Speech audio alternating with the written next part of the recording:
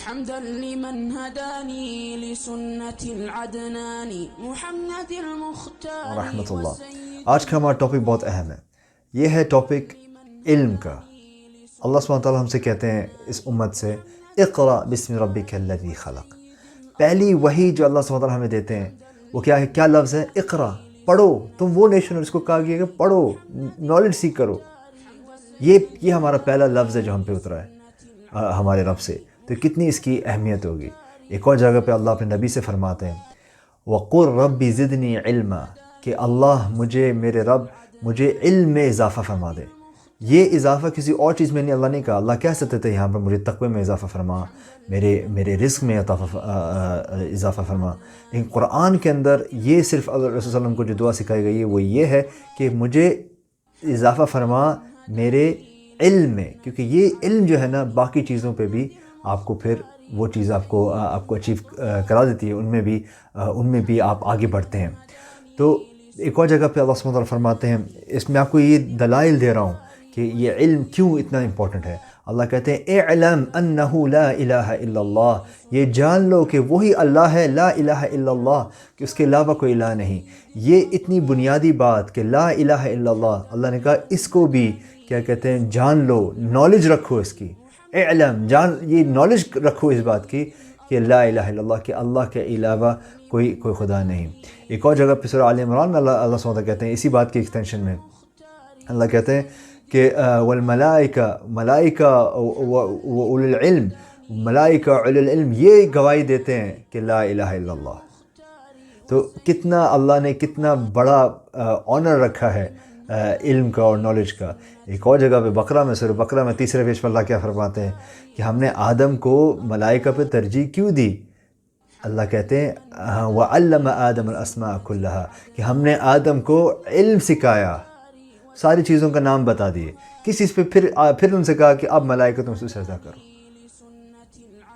کہ اللہ تو جانتے ہیں اور اللہ کے علم کی کو دیا، اب آپ ملائکہ اب آپ سجدہ کریں۔ اس میں کتنی ایک امپورٹنٹ اس سے بات سمجھ آتی ہے کہ علم کتنی بنیادی بات ہے اسلام کی۔ اللہ سبحانہ وتعالیٰ کہتے ہیں، ہم سے فرماتے ہیں سورہ فاتحہ میں کہ ہم دعا کرتے ہیں، ہر نماز میں دعا کرتے ہیں۔ سورہ فاتحہ کتنی بنیادی صورت ہے، اس میں ہم کہتے ہیں، ہم پناہ مانگتے ہیں اللہ سے کہ اللہ ہمیں جو ہے آپ غیر مغضوب علیہم میں سے نہ بنائیں، نہ ہمیں ولا الضالین میں سے نہ بنائیں۔ مغضوب علیہم وہ لوگ ہیں جن کے پاس نالج تو ہے لیکن اس کے اکارڈنگلی ایکٹ نہیں کرتے، اور مغضوب علیہم ایک سمپل فارم میں وہ لوگ ہیں جن کے پاس نالج ہی نہیں ہے صحیح راستے کی، وہ اسٹرے ہیں، وہ گمراہ ہیں، کیونکہ اس نالج ہی نہیں ہے کہ کیا صحیح کرنا چاہیے، وہ اپنے مرضی سے جو آتا ہے دل میں کرتے ہیں۔ تو یہاں پہ بھی ہمیں سمجھ آتا ہے کہ علم کی کتنی امپورٹنس ہے اور کتنی اس کی ایکسلنس ہے۔ اب آگے چلتے ہیں احادیث کی طرف۔ حدیث میں کیا ذکر ہے علم کا؟ اس کے اوپر کم سے کم کوئی، اگر آپ اس کو ریسرچ کریں تو آپ کو کم سے کم کوئی 40 سے 50 حدیثیں آپ کو مل جائیں گی جو کہ صحیح ہیں اور علم کے ورچو کے اوپر۔ تو اس کے ساتھ بتاتا ہے کہ رسول صلی اللہ علیہ وسلم علم کو کتنا زیادہ ترجیح دیتے تھے، کتنا زیادہ بتاتے تھے ہمیں، اور ہمیں ایز اے نیشن ٹوڈے، آج ایز این امت، ایز پاکستانی قوم آپ کہہ لیں، یا ایک ہم میں جذبات تو بہت ہے دین کے لیے، اسلام کے جذبہ تو بڑا ملے گا آپ کو مسلمانوں میں، لیکن وہ جو علم کی کمی ہے نا، وہ بالکل اس کی وجہ سے ہم ابھی بھی سفر کر رہے ہیں، اور اس کی وجہ سے آپ دیکھ سکتے ہیں کہ کیا کانسیکوینس ہے امت کے ساتھ۔ تو آتے ہیں اب قرآن کی طرف، اب حدیث کی طرف۔ تو ایک بہت پیاری حدیث ہے، اس میں رسول صلی اللہ علیہ وسلم فرماتے ہیں کہ اگر وہ انسان، اگر کوئی بندہ ایک پاتھ لیتا ہے ٹو سیک نالج، وہ اپنے نالج کی طرف، اپنے علم، دین کے علم بڑھانے کی طرف اپنی ایک پاتھ لیتا ہے، تو اللہ اس کے لیے ایک پاتھ کھول دیتے ہیں جنت کی۔ اللہ اس کے لیے جنت کا رستہ آسان کر دیتے ہیں۔ اس نے رستہ لیا، he took a path to seek knowledge، اللہ نے اس کے لیے جنت کا رستہ کھول دیا۔ کتنی بڑی بات ہے، کتنی بڑی بات، آپ سوچیں اس بات کو۔ پھر ایک اور حدیث میں اللہ صلی اللہ علیہ وسلم فرماتے ہیں، اور یہ میں آپ لوگوں کے لیے اس لیے کہہ رہا ہوں کہ آپ تک اس کے اوپر آپ تھوڑا سا تفکر کریں، تھوڑا سا غور فکر کریں اس پہ۔ رسول اللہ صلی اللہ علیہ وسلم فرما رہے ہیں کہ میری جو ڈفرینس ہے نا، جو ورچو آف جو اسکالر ہے، ایک اسکالر کی جو لیول ہے، وہ سمجھا رہے ہیں ہمیں رسول اللہ صلی اللہ علیہ وسلم اس حدیث میں۔ The virtue of the scholar over the worshipper, ایک عابد کے اوپر. عابد کون ہوتا ہے؟ وہ جو بندہ جو اللہ کا بس نماز روزہ اور صدقہ بس وہ کرتا رہتا ہے، اللہ کا عباد ہے، ورشپر ہے، ایک ورشپر ہے، اللہ کی پرستش کرتا ہے اور بہت مطلب توحید سے کرتا ہے. رسول فرما رہے ہیں کہ اس جو عالم ہے اس کے اوپر کتنی ورچو ہے، سمجھا رہے ہیں ہمیں، کہہ رہے ہیں اس کے اوپر اتنی ورچو ہے جتنی میری ہے تم میں سے ایک میں سے.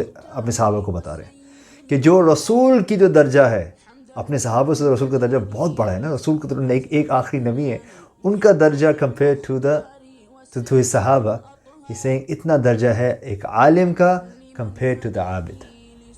تو کتنا زیادہ اللہ رسول صلی اللہ علیہ وسلم نے اس کو ایمفسائز کیا تم علم سیکھو، کیونکہ جب ہم علم سیکھتے ہیں ہم صرف اپنے آپ کو بینیفٹ نہیں کرتے بلکہ ہم دوسروں کو بھی بینیفٹ کرتے ہیں، اور ہمارا علم جو چلتا رہتا ہے ایک صدقہ جاریہ بھی ہے ایک طرح سے. تو اس کی حدیث کو اور غور سے دیکھ لیتے ہیں. The virtue of the scholar over the worshipper is like my virtue over the least of you. Verily Allah, His angels, اللہ اس کے ملائکہ, the inhabitants of the heavens and the earth, جو آسمانوں میں اور زمین میں جو رہتے ہیں, even the ant in his hole, وہ جو چوٹی ہے اس کے اپنے ہول کے اندر, فش سمندر کے اندر, وہ اپنی blessings بھیجتے ہیں upon کس کے اوپر؟ the one who teaches people knowledge, جو لوگوں کو علم سکھاتا ہے, اچھائی سکھاتا ہے. تو یہ ایک اللہ رسول صلی اللہ علیہ وسلم ہمیں اس کی ورچو بتا رہے ہیں, اور بہت ساری حدیث ہیں اس موضوع پہ جو ہم ڈسکس کرتے ہیں, لیکن آج کے لیے یہی ٹیک ہوم میسیج ہے, please seek a way towards knowledge. ایک اپنے لیے ایک راستہ بنائیں علم سیکھنے کا, چاہے وہ ایک دن میں 10 آیتیں کیوں نہ پڑھنا ہو ترجمے کے ساتھ, یا وہ ایک حدیث کیوں نہ پڑھنا ہو. حدیث نبوی ہیں 40 حدیثیں ہیں, اگر آپ ایک دن میں ایک حدیث پڑھیں گے تو آپ کم سے کم جو بنیادی 40 حدیثیں ہیں جو کہ علماء نے بڑے زور لگا کہ ان کو اتنی ایک چھوٹا اتنا آسان کر دی, صرف 40 حدیثیں ایسے کر لی جو کہ ہمارے روز مرہ کے ہمیں چیزوں میں ہمیں یاد دہانی دلاتی ہیں.